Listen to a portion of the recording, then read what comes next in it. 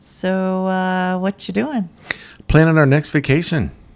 Our next vacation. Yeah, I mean, we just got back from Colorado, but there's so much to see. We could go back right away and just see so much more. It's crazy big and crazy cool. Or, you know what? We could go keep with the mountain theme and go to Montana, Yeah. Glacier National Park. Yes. I mean, just ice and snow and elk and bear and yeah. Sounds beautiful. It's like Colorado, only further north. Or we could go farther back in the book and Pacific Northwest, rainforest. It'd be warmer Yep. and probably wetter. Nice. Portland, Oregon. Ooh, I've always wanted to go to Yosemite, Me too. down the coast, California. That's back here in the beginning here. Yeah. California, IA. Do you think maybe we should just slow down a minute and just recover from the vacation we just took and maybe enjoy the memories and talk about our son's wedding and the amazing things we just did on our latest vacation? I mean, that was the best part by far. It was Was the amazing. wedding. Yeah. It was amazing. I'm not saying it's just, but we were in the mountains and that's got me all hyped up to go back. I know. But let's talk about the wedding. That's a great idea. Let's do this.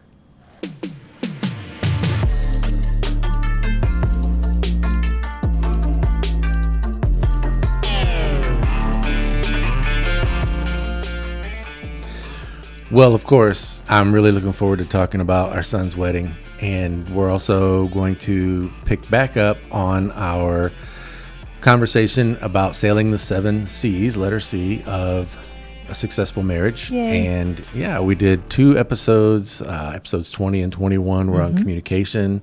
Episode 22 was cooperation.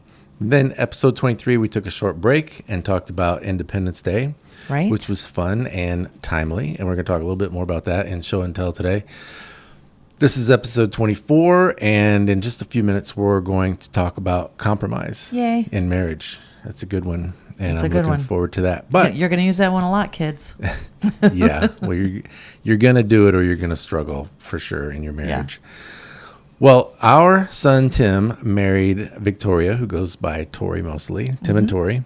Which I just like saying that. Tim and Tori got married. Congratulations. Congratulations. Yeah, on, at the end of June in Colorado. And they live in Golden. We went out and hung out with them. And here you can see, I mean, Golden apparently is where the West lives. I didn't know that until we got there. But It's a really fun town. it's got a Yeah. cute kind of touristy downtown vibe, which is awesome. And we had a good time being there. And I didn't realize they had some of these formations on the mountains there. It's just so funny when you meet people in a certain place and they're so used to something. It's like the first time we went to Port Huron, Michigan, which is right on the water. It's the bottom of Lake Huron as it empties into the St. Clair River, which goes down to Detroit. And there's a bridge across it going to Canada, one of the few places in the U.S. that you can go from the U.S. to Canada over a bridge. We get to Port Huron for a job interview years and years ago, and we can't figure out how to get to the water, Yeah. if you can believe that. Before GPS, And no maps. right, and we stop and we ask people, how do you get to the water? And they're just like, It's right there. the water is a huge deal in Port Huron. Nobody can tell us how to get there. We asked They're several it's just people. that way. We asked several people what this formation was on top of the mountain, and they're like, well, I don't know. It's South Table Mountain. I'm like, is it a mesa? Is it a butte? Is it a table? Oh, I don't know that. I don't know. Which I just thought was hilarious. Not throwing anybody under the bus, but We it's did find the just- water, by the way. Well, yeah, no, we did find Yeah. the water, which is running right through downtown Golden, Colorado. Oh, I meant in Port Huron. Oh, in Port Huron, Yeah. we found it there too. But Yeah, but it wasn't super easy. You Yeah. have to know which roads to take to get access to the water. that's right. But they could not tell us. So, Well, mountains in Colorado. yeah, gorgeous. Here's a picture of one of the places we saw mountains, but you can't see that right from Golden. And actually, we're not going to really we're not going to really go there today. You're just going to tease him about the mountains. I'm just going to tease him. This amazing scene with the snow on the mountains and the crazy rain clouds was a fun adventure. And we'll talk about that in another episode. We're going to milk this Colorado trip for all it's worth. Yeah. But what we really want to focus on today is the time that we get to spend with our family, starting, of course, again, with the wedding, which took place at the Sunrise Amphitheater in Boulder, Colorado, which is a little north of Golden. And here's a picture of it. This is not during the wedding, of course. We don't have access to the official wedding photographs, at least not yet. But it was just an amazing outdoor place with a view of the plains down kind of. It was breathtaking. That's not really Denver, but if you're not familiar with Colorado, the east part of Colorado is pretty flat. And then you get to what's called the Front Range, which is kind of by Denver and Colorado Springs to the south. In between there is Monument and Palmer Lake and Castle Rock and some different communities. Golden's on the west side of Denver, but all of that is still pretty flat, but the mountains are right there. But they're the foothills. So the foothills are kind of, you see some evergreens and you see some kind of scrubby brown stuff. It looks like a lot of the west that you see in Western movies. And then the really magnificent rocky type mountains with snow on them and stuff are just beyond that, just beyond the Front Range. So I think the amphitheater looked over Boulder, right? Weren't we right by Boulder, and then you went up in the hills and there was the amphitheater? yeah, when you're that high up, I just figure if you look east, you're going to see Denver, but we didn't. Yeah. So, well, here are David and Hillary from the David and Hillary Show at the wedding. The theme for the wedding for, how the dress code was mountain casual. And so Hillary was a little more dressed up. I had a sport jacket on with jeans and hiking boots and a hat because I'm bald and I burn in the sun. But everybody interpreted it a little different, which was fun. It was fun. We And had a color palette. Like we Yeah. were kind of told what colors to choose from, and it was a very outdoorsy type of theme. Well, it was outdoors. Yeah. See? So it was fun. Well, the photographer said when the whole wedding party got up there, the photographer said everybody understood the assignment because there were just all these earth tones and stuff, and everybody kind of got to wear what they want to wear. They looked great. It was cool. Yeah, everybody did a great job. I was really thankful that my dad got to come Yes. to the wedding. He's getting a little bit older, but he made the trip, and here I am with my dad and my brother, who also made the trip. People say we look a lot alike. They're probably right, but we had a great time hanging out. And then here is the happy couple. Yay! Here's Tim and Tori, just happy and in the woods at the edge of the amphitheater there. Again, They were so just oozing with happiness that Right. day. It was so fun. Everybody was it was so joyful. It was really, really such a great day. it really was. Beautiful weather, incredible weather. It little was warm. It was warm, and if you're not used to the mountains, the altitude is a thing. You have to drink lots of water. Right. You have to kind of eat periodically more than you might otherwise, because the altitude sickness will get you. But we knew that, and we were prepared for it. And Victoria's parents provided snacks and water and even some little oxygen things if anybody needed them. Right. And I think everyone escaped without incident. Yes, I think the pre-wedding snacks should be a requirement now for every wedding. I think that was a hit. I loved it. I was that was great. This is genius. Right. Water and Gatorade for everybody. Yeah. Well, here Tim and Tori are. This is just off to the edge of the amphitheater. The actual amphitheater was on a mountain, and here they are on the edge of the mountain. I mean, what a stunning shot. Oh, gorgeous. I think they went up a little higher for this one. The photographer knew a special spot, Okay. and they said when we all left, they took them up and got even better pictures. Just gorgeous. Well, I saw him taking lots of pictures around that area. So Yeah, they did. But maybe that's not from that spot, but I know at one point they did go up a little higher. well, great kids, beautiful wedding, beautiful shots.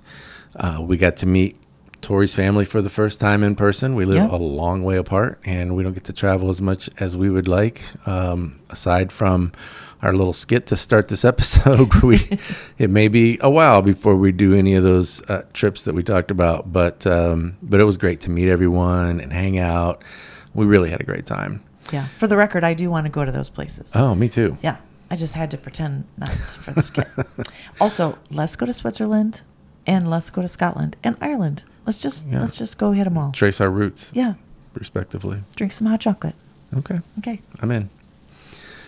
While we were there, what was fun for us anyway is Tim and Tori decided not to leave on a honeymoon right away. And so a couple days after the wedding, we went hiking with them. And we went to a place not far from Golden, a little south, Yeah. called South Valley Park. And what was really cool is it was pretty flat, which is nice for us to not have a super aggressive hike. But in this kind of valley area were a lot of rock formations. Yes. And whether this is a result of a glacier or, I mean, I don't know. I don't know the science of it or how this all came to be, but it's beautiful. And so we had a great time walking with them. And this first picture shows the poppies. I think they're called prickly poppies. So cute. And this rock formation in the back that is right out of the movie Cars. Yeah. Yeah. When they go out, well, I don't know. It's been a while since I've seen the movie, but I think the two main characters kind of go out and they're talking, and you see a lot of this kind of formation in that movie. Mm-hmm. And I thought, oh, that's a real thing. I mean, I figured it was. That's kind of where they got it. Again, with the sky and the clouds and the lighting was just super cool. Oh, it's and beautiful. these are cell phone pics. I doctored them a little bit in Lightroom to try to make them look more like what we actually encountered. But it was very scenic. And here are the four of us in South Valley Park, just proving that we were there hiking and Look how happy we were. taking in the scenes. We were very happy. It was Yeah. really fun. I took a lot of pictures, but I don't want to bore you with those. I just show you the best ones.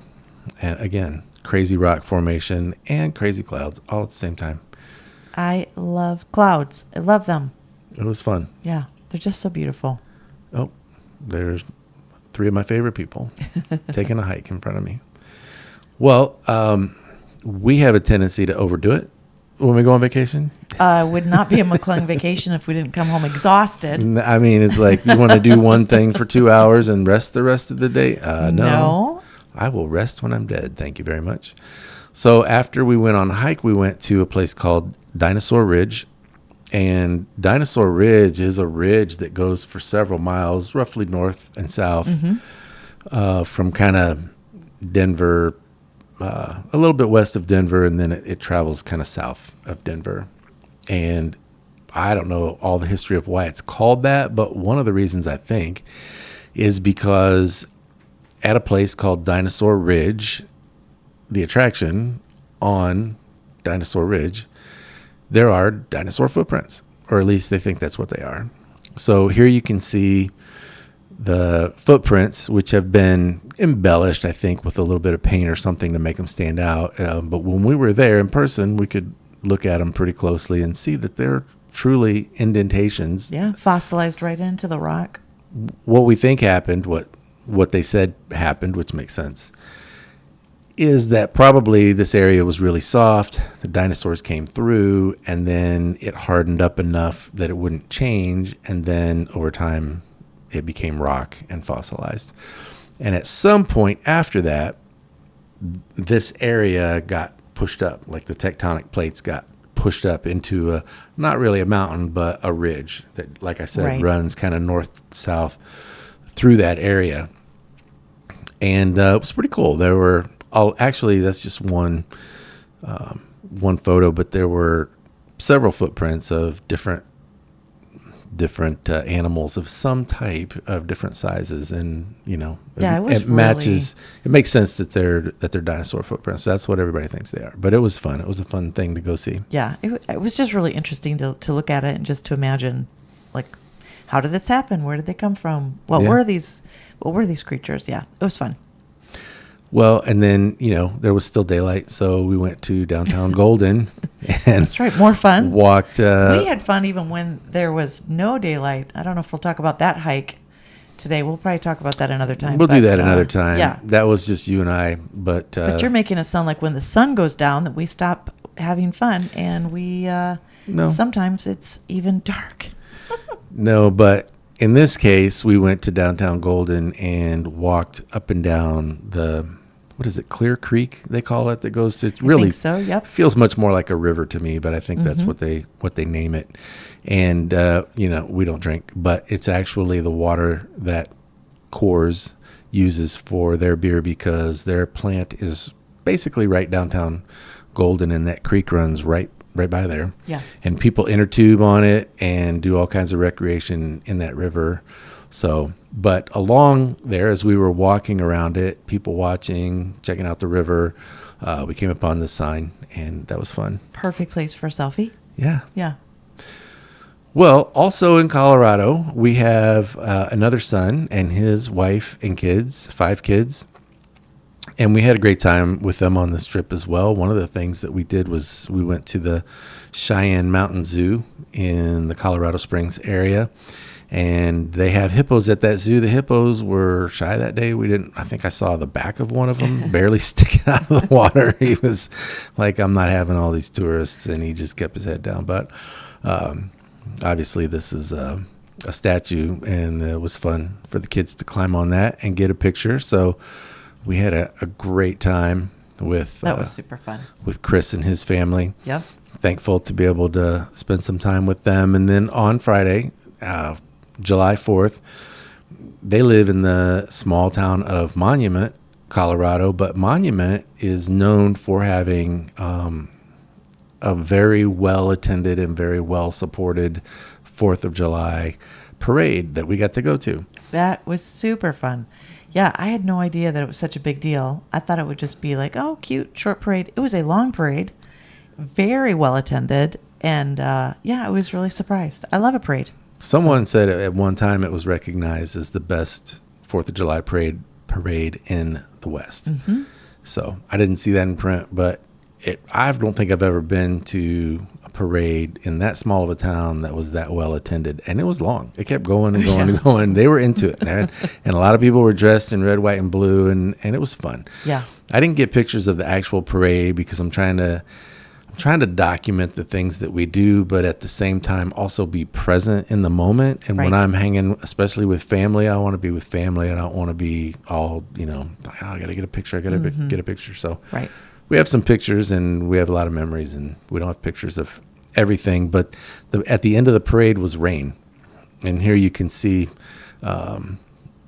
people had tents set up all along there, and we decided to stay under ours until the rain moved through. It's kind of hard to tell, but it's raining in that picture after the parade. We're glad it waited. Yeah. And again, just to say, that's how devoted people were to this parade. They went the night before, Yeah. and people set up tents all along the parade route just to watch it in the shade. Claim your spot. Yep. And so, they were very dedicated. Yes. Well, and Monument and Palmer Lake, Colorado, are kind of neighboring cities. There are a lot of places like that in the U.S. where two or three small towns are together. Monument has the parade and Palmer Lake has the fireworks. So that evening we went to the fireworks in Palmer Lake.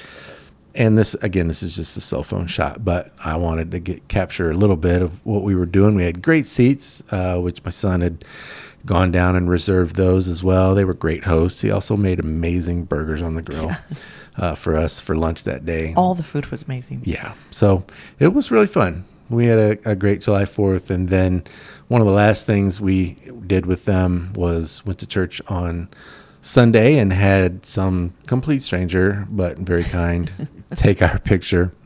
I can always find somebody. Yeah. Hey. Well, it was good. It was Come good. take our picture, please. Love that family. So we had a great time with them, and then came back home on Monday. But That was great. a Colorado trip. Yeah, Colorado trip part 1. I'm so tired from the trip I can't enunciate anything anymore. Yeah. Well, let me share this photo. Okay. All right. So since we're going to be back to our Sailing the Seven Seas, we are going to talk about our new one this week. So I wanted to share another wedding photo. This is back from June 6th, 1992. After, if you remember the last photo we showed from the wedding were the boys that were pelting us with the birdseed. Right. And after we did that, we all, you and I, plus our whole wedding party, climbed into a borrowed motorhome. Yeah. And I don't even know how we came up with this idea.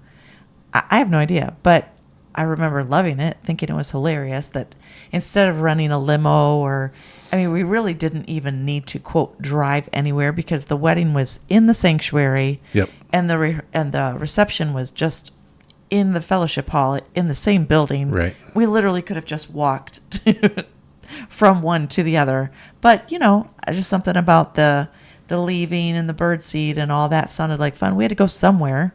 Right. So we borrowed this motorhome from a family friend, and we all climbed in. You can tell from the picture it's decorated with balloons.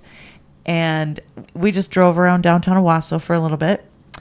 And I didn't know if we were even going to talk about, but you remember the basketball tournament? Yeah. What was it? There was a 3-on-3 tournament. Gus Macker or something.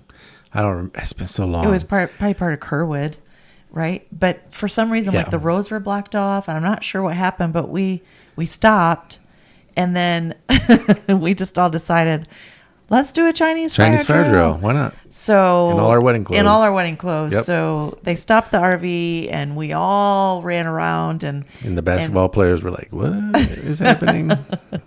we were very happy. And Yeah. and then we just drove back to the church to get introduced for the reception. So Yeah. there we are in front of our cute little borrowed motorhome. I would guess most people didn't leave their wedding in an RV. Probably not. But, we were never trying to just go with the status quo. No. It's not really our thing. I think we should probably just acknowledge that we've never been normal. Mm-mm. Yeah. Normal's boring. Normal is boring. Well, so let's talk about compromise. It's a word that can mean a few different things. So let's check out some definitions. Yeah. Did you already share which episodes we did the other ones? I did. Okay. I must have not been paying attention. All right. So we'll do a definition for compromise. Again, back to the 1963 World Book Encyclopedia Dictionary. Number 1, compromise is a settlement of a dispute by a yielding on both sides. Mm-hmm. Or number 2, to settle a dispute by agreeing that each contestant will give up a part of what he demands, or she. Yeah, in 63, they just said he for everything. Yeah. But I like that they called it a contestant Yeah, each contestant. instead of each party or Yeah. whatever else they could have said. That means like we're on our own show, a contestant on our show. And number 3, anything halfway between two different things. For example, a sofa is a compromise between a chair and a bed. I love that. That's a little weird. It's kind of ridiculous. That's a little 1963-ish. Well, yeah, we just included that because it's funny. But But basically you get the idea. right. Two contestants, everybody's giving up something to get what they want. Yeah. Well, my definition is when two or more parties in a relationship cannot all get everything they want simultaneously. They then agree on an alternate solution which is mutually agreeable. This involves all parties giving up some of what they want in order not to lose all of what they want. Yeah. And so that's a compromise. Yeah. Well, in a marriage, oh my goodness, there's going to be multiple compromises, so Sure. many compromises. Yeah. And these may always or most always end up, hopefully, as a mutual compromise. Like, for example, let's meet somewhere in the middle. That Right. would be great. Okay. Through the magic of video editing, you now have a cough drop. We're back. You going to be okay? I'm gonna try. Okay. Well, you said some of the compromises are mutual compromises where you meet somewhere in the middle. Right. And then I told about another type of compromise, which is the back and forth, which means we'll do it your way this time and my way next time. In this case, person one gets all of what they want and person two is in total compromise. But the next time, person two gets all what they want and person one is in total compromise. Yeah. And, the back and forth compromise, that's okay. It's sometimes we do that. Mm-hmm. It's an okay plan. It's a good plan sometimes. But if every disagreement is handled that way, I think eventually it just wears thin for most couples because, number one, you're going to forget whose turn it is. Right. Or sometimes a stronger personality will take advantage of a weaker personality. Yep. And they just are always kind of vying for it to be their turn, and then the other person gives in, and that can cause a lot of resentment. Yep. I think also too, sometimes we've done the back and forth, but then you realize, oh, it's my turn, but actually it doesn't actually work for me to get my turn this time. Like, just circumstances change. You know what I mean? I don't want it as much, but I'm pretty sure I'm going to want the next one more, right. And then it won't be my turn. It won't be my turn. And, yeah. Right. So there's a lot of reasons why that doesn't always work out the best. Yeah. But, talking out of the specifics of the situation and discussing like your individual reasons for what you want, a lot of times that it's just better instead of just saying, okay, your turn, my turn, your turn, my turn. If you can just come together and say, try, like you said, to try to work it out in the middle, yeah. to talk about the specifics, the individual reasons. A lot of times it takes a little more work, mm-hmm. but you can bring forward a solution that's mutually agreeable. Yeah. So that's true. And sometimes people argue their position past the point of even believing in it because they just don't like to lose. Mm-hmm. And,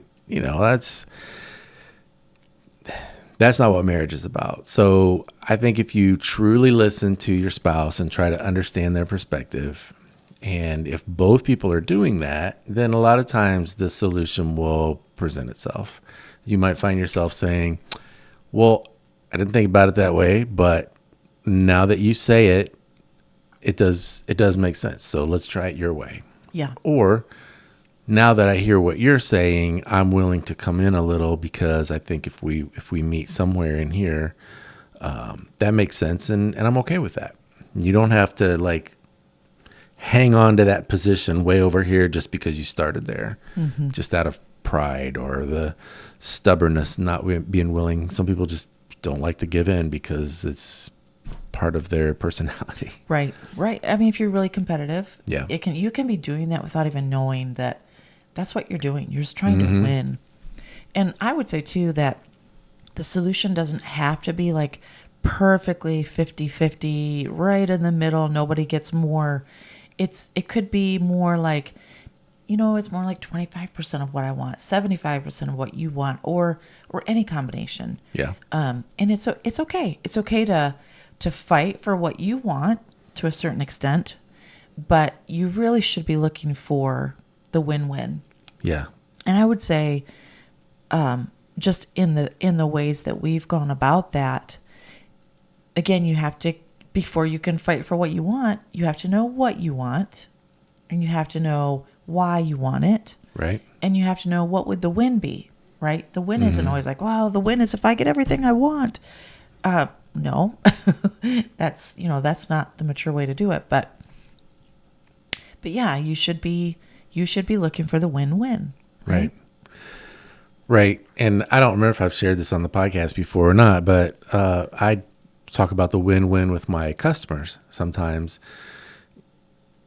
especially when I'm in the selling phase. Sometimes the customer doesn't realize why something is going to cost what it's going to cost, and I'll kind of go over it with them and I say, look, I'm always looking for the win-win. I want you to know that there are contractors out there that try to take advantage of the customers, but there are also homeowners that try to take advantage of the contractor. I've seen that multiple times. Mm-hmm. They're not happy unless they can tell their friends, I got this much and only paid that much for it. And I'm not interested in that. So what I want is to do a great job. You okay? Do you need some water? We'll be back again. All right.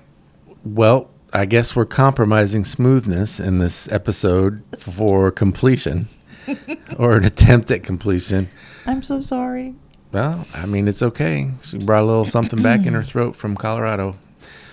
Well, I was talking about the win-win, and the point is when I'm talking to my customers, hey, when we get to the end of this, I want you to be really happy with the project and really happy with what you spent on it. And I need to know that it was good being able to work on this property and that I made a profit that is adequate and matches the volume and the scape, the size of this project. And so it's a win for you and it's a win for me. I'm not trying to take advantage of you. I'm not trying to let you take advantage of me. And I think that's something in marriage where you get to a point where we're having a hard time agreeing on something, and what we should be looking for is the win-win. If you're extremely competitive or selfish, it's so easy to just want to try to get your way and try to win. Like, I got my way again. I'm doing great. I'm doing great. Well, you're probably not doing great.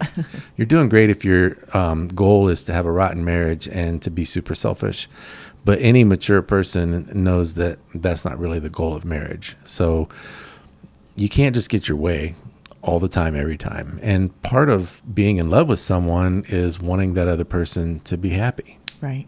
Well, like you said, part of maturity is realizing that fairness means that you both get some of what you want most of the time. Right. And no one's dominating the relationship. Yeah. And I would say it's not even a male-female, like, oh, she's never getting what she wants. It goes both ways. It's just typically there's probably one personality that's probably stronger and doesn't mean to, but is probably kind of getting their way more. Yeah, that does happen a lot. And then we always say, remember, maturity is an attribute of adulthood, and marriage is for, let's hear it, adults. Marriage is for adults. That's right. Yes.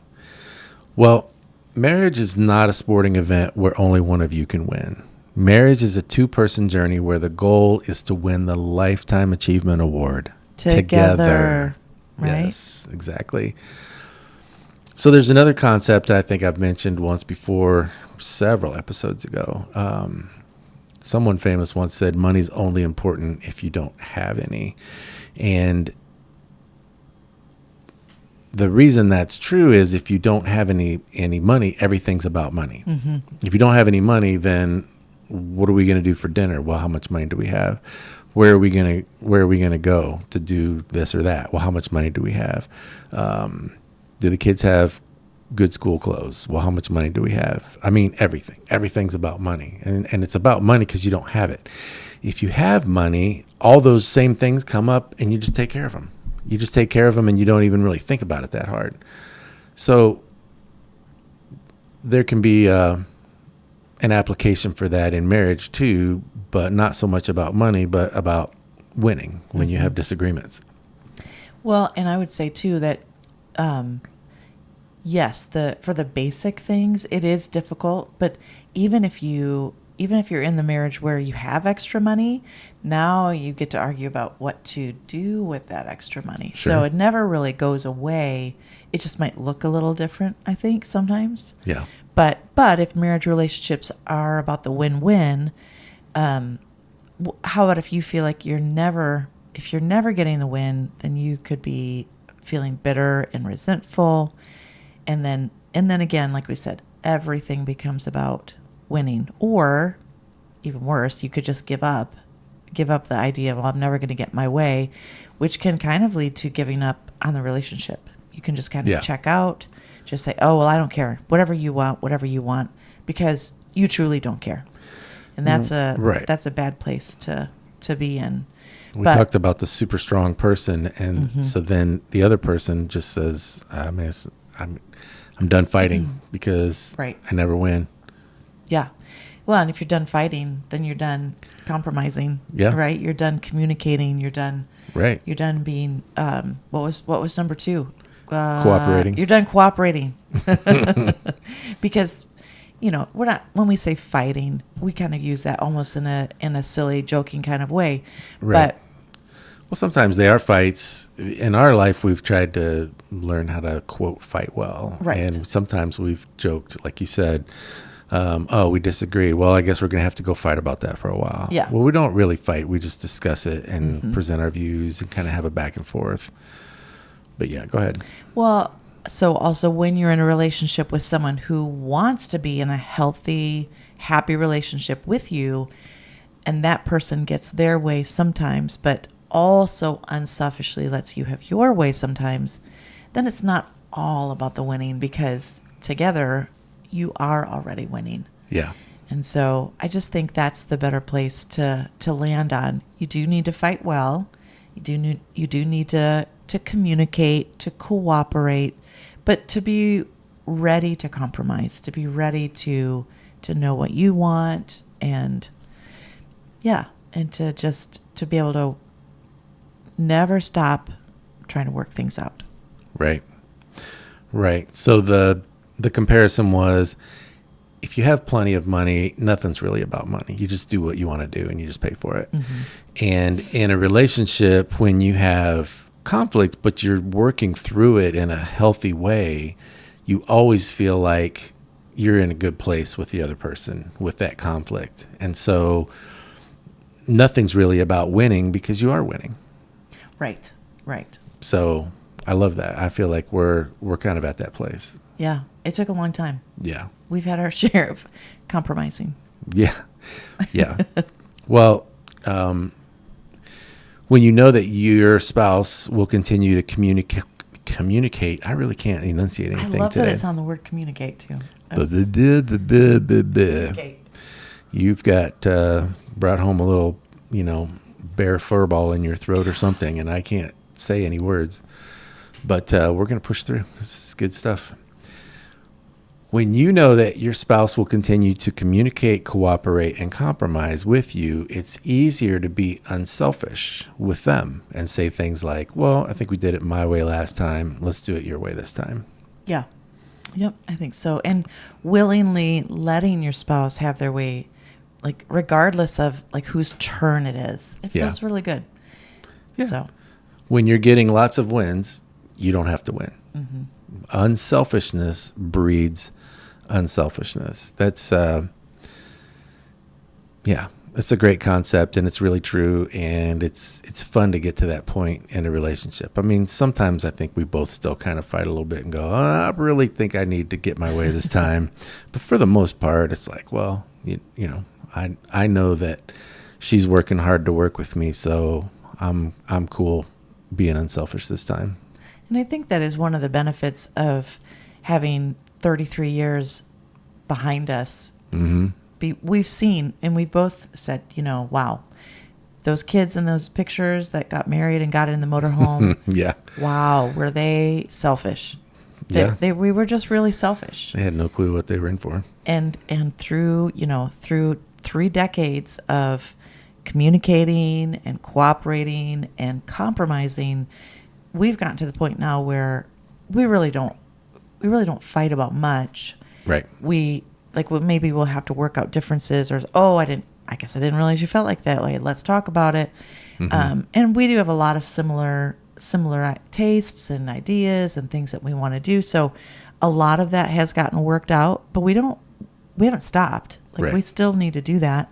In fact, just a few years, we had a project going in the backyard, and it was kind of a big project for us. Right. It was going to cost several $1,000s, and we had choices to make, right? Because you have this much money, but you don't have this much money.